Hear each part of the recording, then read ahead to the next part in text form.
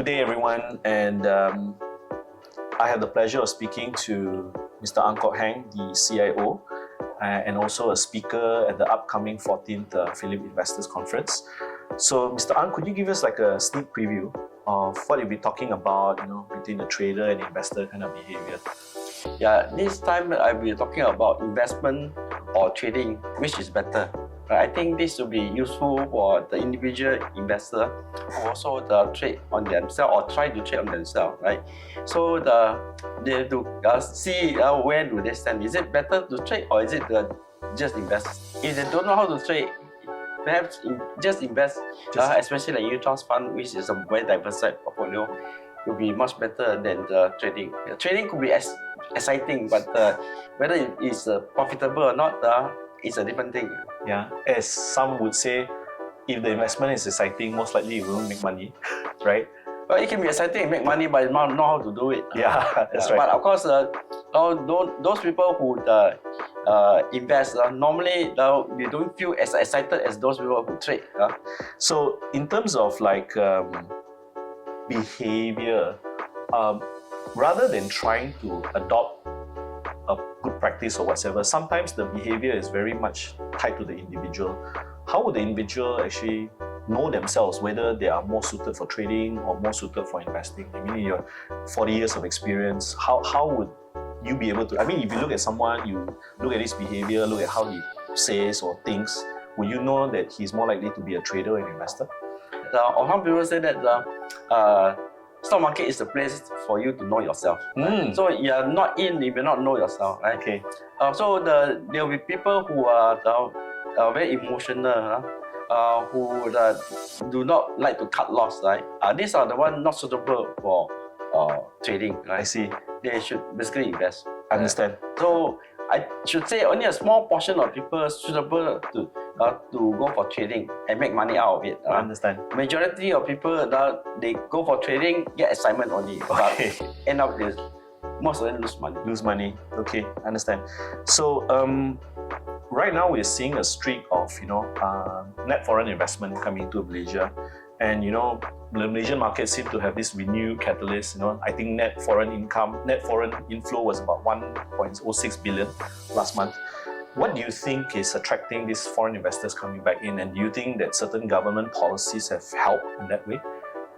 In a way, I think the Anwar administration has helped to improve on the market sentiment, and also the weaker US dollar or expected weaker US dollars will also bring some investors back to Malaysia.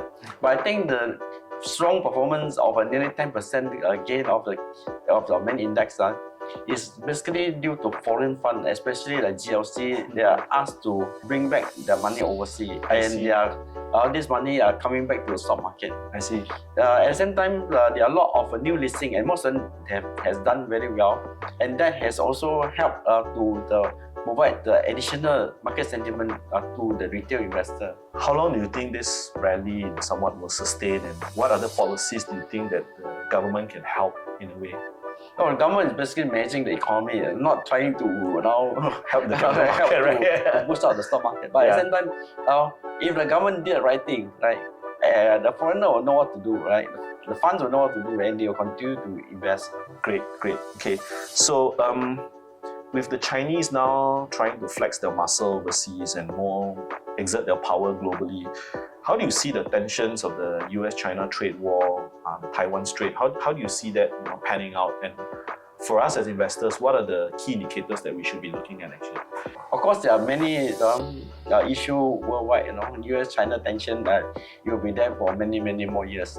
So that has also forced some of this company in China, whether it is MNC operating in China or local Chinese company coming out of China looking for alternative.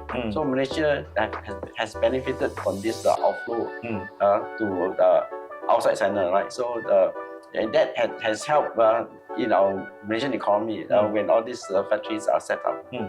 Okay. Last but not least, it's been your 13th time. This will be the 14th time you speaking at this conference, either as a key panelist or keynote speaker.